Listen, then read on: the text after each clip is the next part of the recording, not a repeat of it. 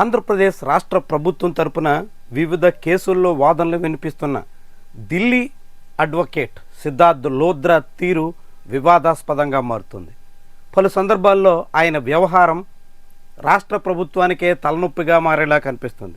తాజాగా ఏసీబీ కోర్టులో జడ్జ్ తీవ్ర అసహనం ప్రదర్శించాల్సి వచ్చింది.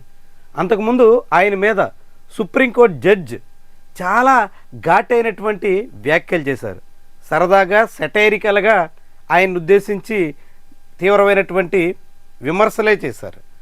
ముకుల్ రోహిత్గి అదేవిధంగా సిద్ధార్థ్ లోద్రా ఇద్దరు రాష్ట్ర ప్రభుత్వం తరపున కేసు వాదిస్తూ బెయిల్ ఇవ్వద్దు అంటూ మిథున్ రెడ్డి పిటిషన్ మీద చేసినటువంటి వాదనల్ని తప్పుపడుతూ దేశంలోని అవినీతి పరులకి అనేక ఆరోపణలు ఎదుర్కొంటున్నటువంటి వాళ్ళందరికీ అడ్వకేట్స్గా వ్యవహరిస్తూ వాళ్ళందరి బెయిల్ పిటిషన్ల మీద వాదించే మీరా ఈ కేసులో బెయిల్ ఇవ్వద్దని అడ్డుకుంటోంది అన్నట్టుగా చాలా సెటైరికల్గా బెంచ్ నుంచి న్యాయమూర్తి మాట్లాడిన మాటలు వైరల్ అయ్యాయి.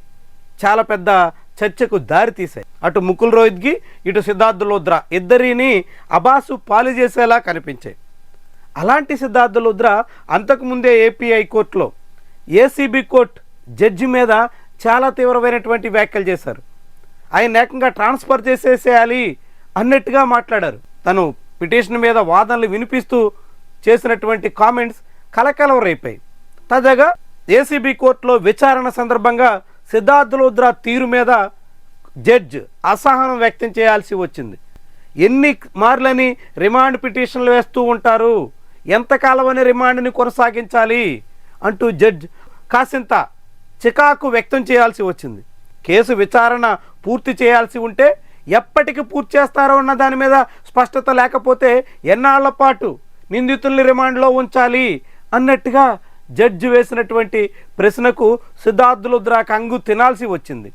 సిద్ధార్థ్ లోద్రాకి ఇప్పటికే ఆంధ్రప్రదేశ్లోని అన్ని సాధారణ కేసులను కూడా ప్రభుత్వం అప్పగిస్తుంది. ఆ పేరుతో ఆయనకి భారీగా నజరానా దక్కుతోంది. ఇప్పటికే కోట్ల రూపాయల సొమ్ము రాష్ట్ర ఖజానా నుంచి సిద్ధార్థ్ లోద్రాకి అధికారికంగా అప్పగించారు. ఇట్లా ప్రజల సొమ్ముని చంద్రబాబు నాయుడు తన సొంత ప్లేడర్కి వివిధ కేసుల పేరుతో అప్పగిస్తున్న వైనం చాలా చాలా పెద్ద చర్చకు దారితీస్తుంది.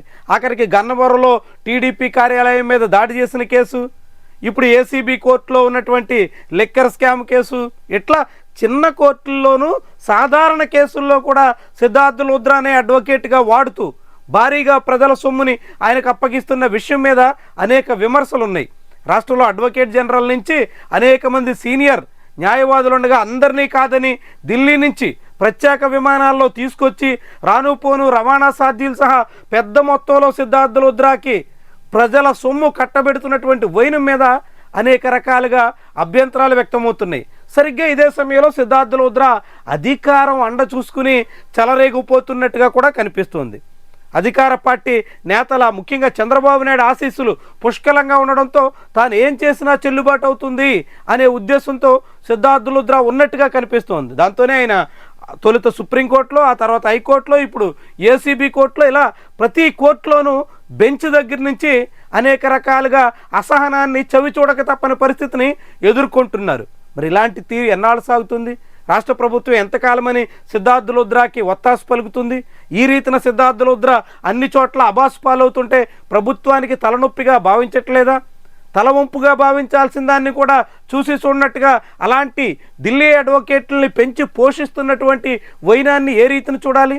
ఇలాంటి అనేక రకాల వ్యాఖ్యలు, విమర్శలు ఇప్పుడు ప్రబలంగా వినిపిస్తున్నాయి.